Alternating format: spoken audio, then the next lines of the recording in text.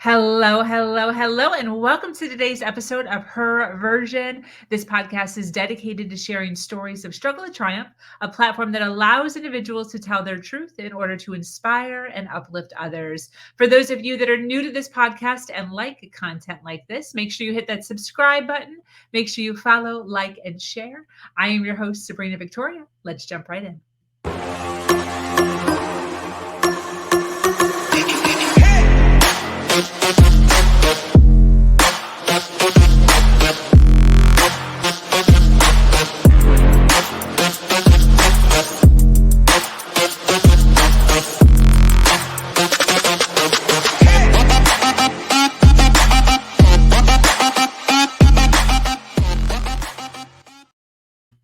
Hello, hello, hello, and thank you for joining us today for this version of Her Version.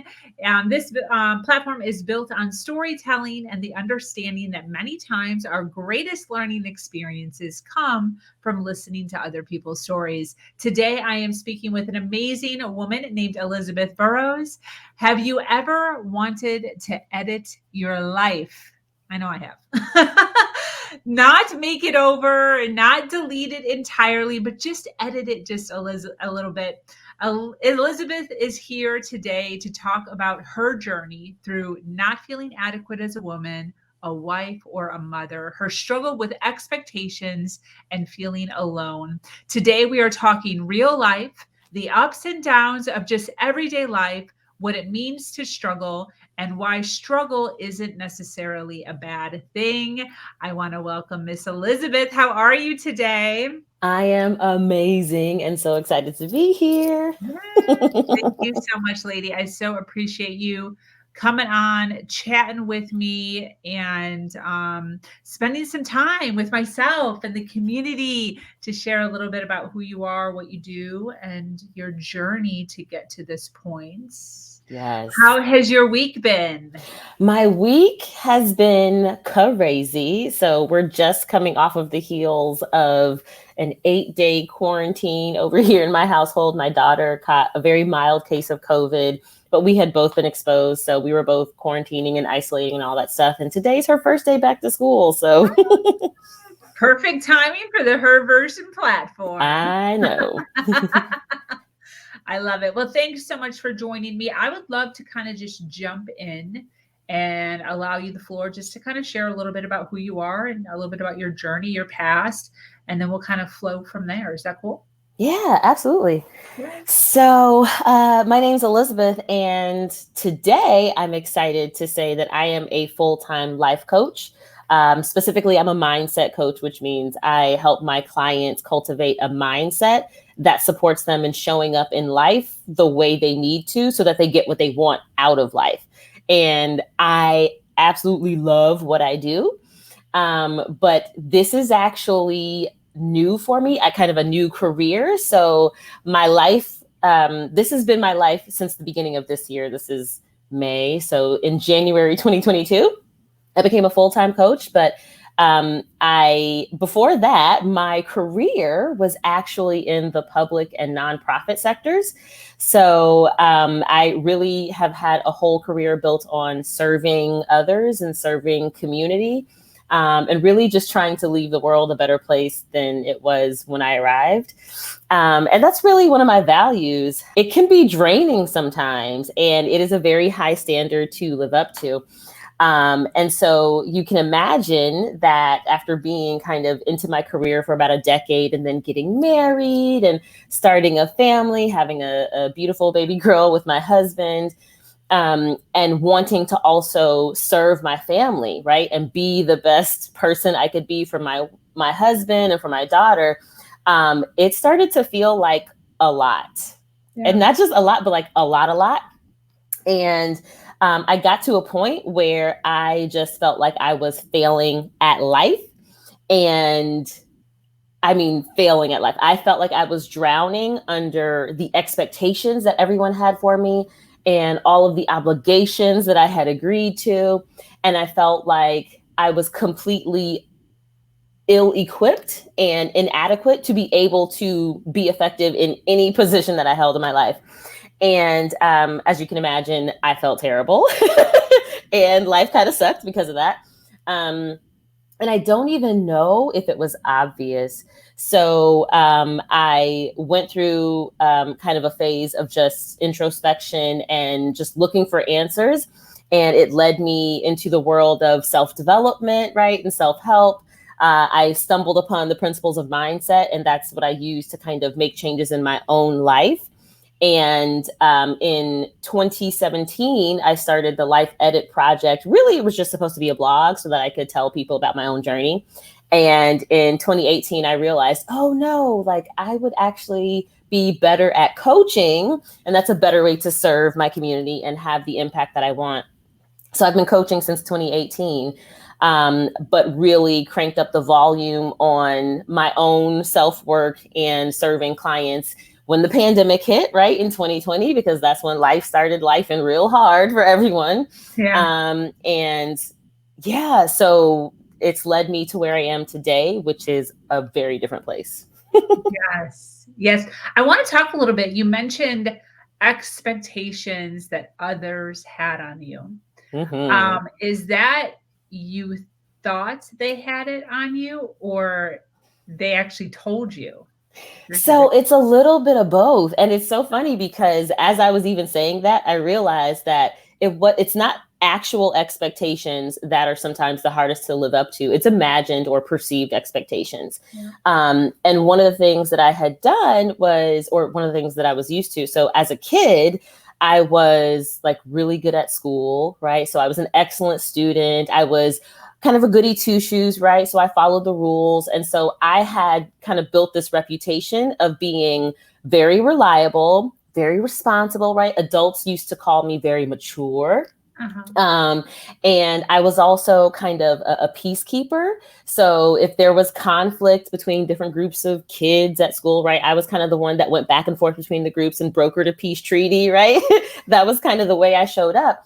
And over time, I think people expected, or rather, over time, that is how I taught people to relate to me. Got it. I showed people that because I was reliable and responsible, that they should ask me to do things, right? Yeah. And I showed people that I was mature, which meant I could handle whatever they threw at me, right?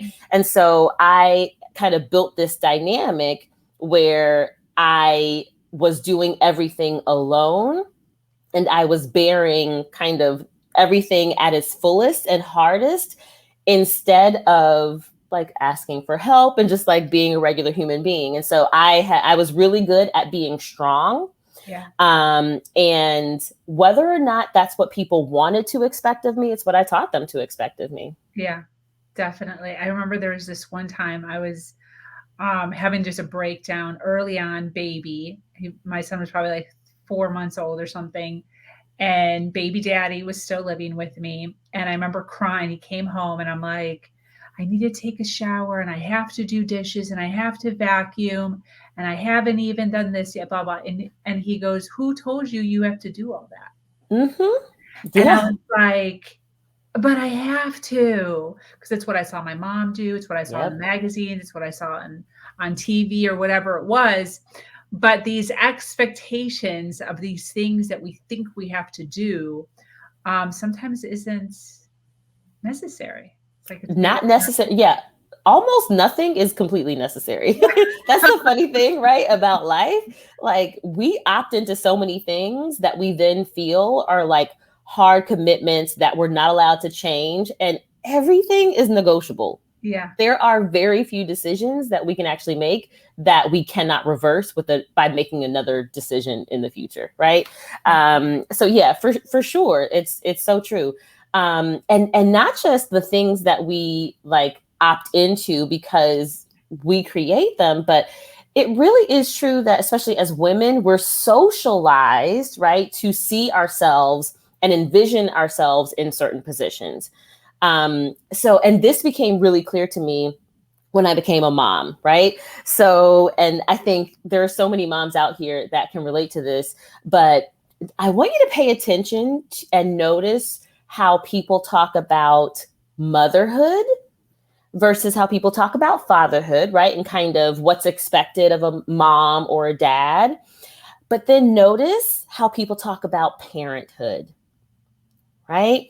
And I think when we as women talk about ourselves as moms, if we start swapping out mom or motherhood with parent or parenthood, it's much easier to see all of the places that we're adding obligations and expectations for ourselves in terms of what we're expected to do or responsibilities that we're expected to handle that don't apply to men as fathers. It's really interesting, and so much of it is invisible. Yes. This is reminding me of a conversation that I had months ago on how fathers are praised for like taking their kid to the park alone. Yeah. But I've done that. Like in my head, I'm like, oh, that's so sweet. Look at him. Mm-hmm. But then there's tons of mothers out here that I would never even think to. So, so I'm guilty of that. So, yeah, no, absolutely. Yeah. But also just think about, we hear the phrase working mom all the time, but literally no one talks about working dads. It's not even a phrase we use because there is no expectation of the role of fatherhood competing with the role of, right, an employee or a worker. But for us as moms, that conflict is built into those roles. That is literally how we're conditioned to see those hats that we wear as competing with each other and being in conflict with each other. Yeah. Wow. Yes, on all fronts. Yeah. So becoming a mom, it's like no surprise looking back that it led me to this place of, oh my gosh, I'm being pulled in so many different directions and everyone wants something different from me. And it's so hard to be good at all of these things because if I'm good at work, then I'm neglecting my family, or if I'm a great mom, then I'm neglecting my husband, right? Yeah. It's no wonder that I was feeling that way because that was essentially how I've been conditioned to see those roles. Yeah. But one thing that I learned is that it literally does not matter what society says I should be doing. I always get to decide how I want to show up, and I get to decide who I want to be in any space that I occupy. So what is kind of so amazing about the work that I did, 2018 was just like 2017 and 2018 were just such transformative years for me. And literally nothing about my life changed, right? Like I was still part of all of the groups that I was a part of, and I was still a wife, and I was still a mom, and I was still working a full-time job that was more than just like a 9-to-5, right? It required more of me. I was still volunteering. I was still active at church, right? I was still doing all of these things. And the only thing that shifted were my expectations for myself, right? And it actually gave me breathing room to be who I wanted to be in all of those spaces.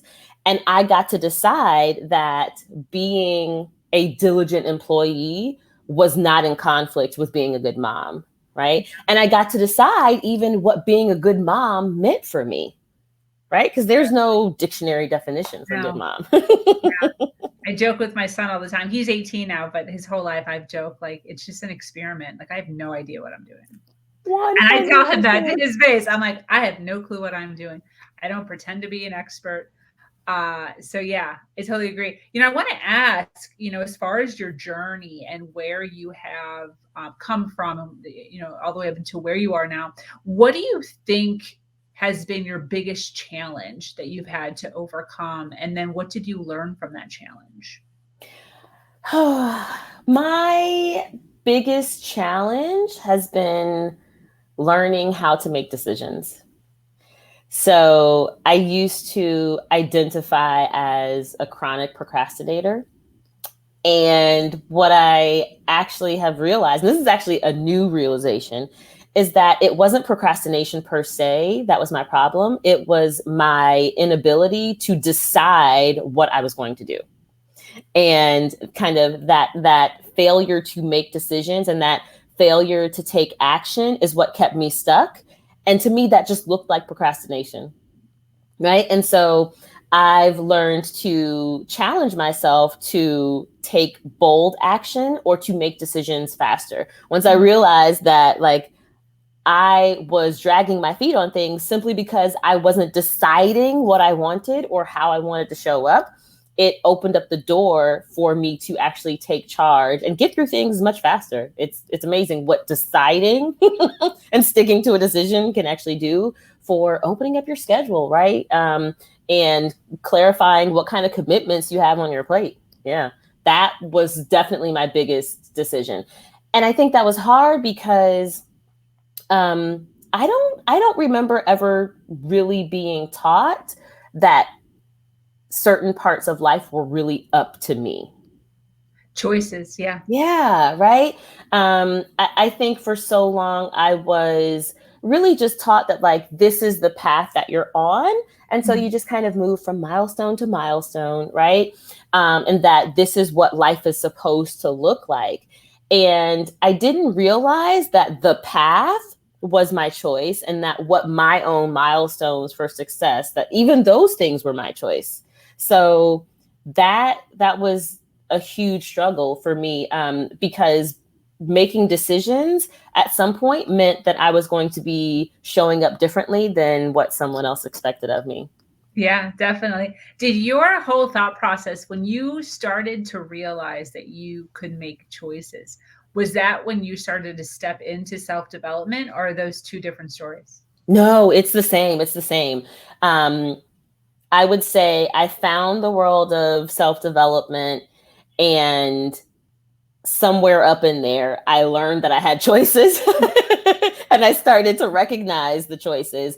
And then I started to give myself permission to choose, right? So it was not immediate. Yeah.